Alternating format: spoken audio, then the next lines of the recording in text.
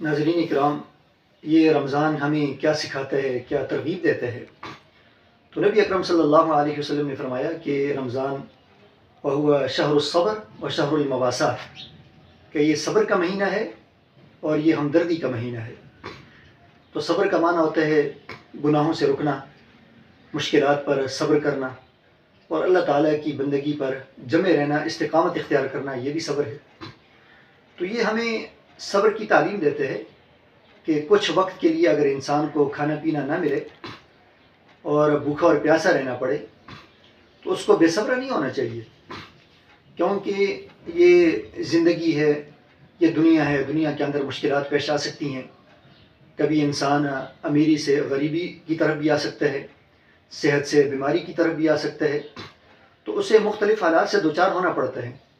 تو جب وہ مختلف حالات کا شکار ہو جائے، کبھی ایسا ہو کہ وہ غربت کا شکار ہو جائے، تاکہ وہ بے صبری کا مظاہرہ نہ کرے بلکہ صبر کرے، اور اس صبر پر اسے اللہ تعالیٰ کی جانب سے اجر ملے گا اور ثواب دیا جائے گا۔ وبشر الصابرین، صبر کرنے والوں کے لیے بشارت ہے۔ اور دوسرا، یہ ہمارے دلوں کے اندر ہمدردی پیدا کرتا ہے۔ ہمدردی امیر لوگوں کے دلوں کے اندر غریبوں کے لیے ہمدردی پیدا ہوتی ہے، اس طرح کہ جب ایک امیر آدمی کو بھی بھوکا اور پیاسا رہنا پڑتا ہے تو اسے بھوک اور پیاس کی شدت محسوس ہوتی ہے اور اسے اس تکلیف کا احساس ہوتا ہے، تو پھر اس کے دل کے اندر دوسروں کے لیے بھی ہمدردی اور ہمدردی کا احساس پیدا ہوتا ہے۔ اس لیے کہ جو انسان عملی طور پر کسی مشکل سے نہ گزرے تو اسے دوسروں کی مشکلات کا اندازہ نہیں ہوتا۔ ایک انسان کے اگر سر میں درد نہ ہوا ہو تو اسے دوسروں کے سر درد کا احساس نہیں ہوگا، آنکھ میں درد نہ ہوا ہو تو دوسروں کی آنکھ میں درد کا احساس نہیں ہوگا۔ تو جو انسان خود مشکلات کا شکار ہوتا ہے اسے دوسری کوئی مشکلات کے بارے میں علم ہو سکتا ہے۔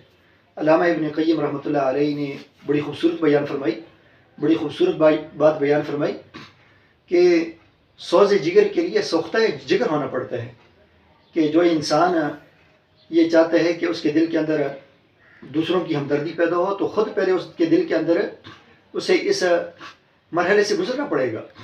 تو ایک انسان اگر یتیم نہ ہو تو دوسروں کی یتیمی کا احساس نہیں ہوتا، اسے دوسروں کی دکھ اور درد کا احساس نہیں ہوتا۔ آپ علیہ السلام کو دنیا کے اندر غریبوں کا، یتیموں کا، کمزوروں کے دکھ درد کا احساس اسی لیے زیادہ تھا کہ آپ علیہ السلام کو مشکلات کی وٹی سے گزارا گیا۔ آپ علیہ السلام کو مصائب اور آلام کے خارزاروں سے گزارا گیا، خارزار راستوں سے گزارا گیا۔